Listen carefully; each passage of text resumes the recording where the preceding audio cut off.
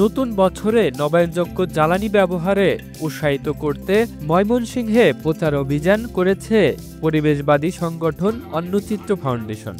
আগামীতে আমাদের প্রকৃতি কিভাবে রক্ষা হবে, জীবাশ্ম জ্বালানির যে অবাধ ব্যবহার, আমাদের যে বিদ্যুৎ কেন্দ্রগুলো তৈরি হয়েছে, যেভাবে আমরা আমাদের সমাধান খুঁজেছি তা প্রকৃত অর্থে সমাধান তো নয়, বরঞ্চ আগামীর বাংলাদেশের জন্য হুমকি।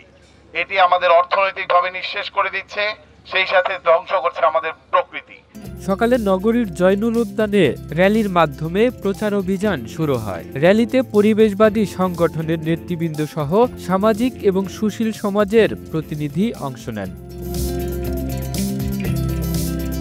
এতে বক্তব্য রাখেন অন্নচিত্র ফাউন্ডেশনের নির্বাহী পরিচালক রেবেকা সুলতানা, কোঅর্ডিনেটর ইমন সরকার, মার্জিয়া ডাক্তার কথাসহ সংগঠনের অন্যান্য নেতৃবৃন্দ। নতুন বছরে নবায়নযোগ্য শক্তির মাধ্যমে একটি পরিচ্ছন্ন এবং টেকসই ভবিষ্যৎ গড়ে তোলার আশা প্রকাশ করেন বক্তারা। The news Bangladesh, national desk.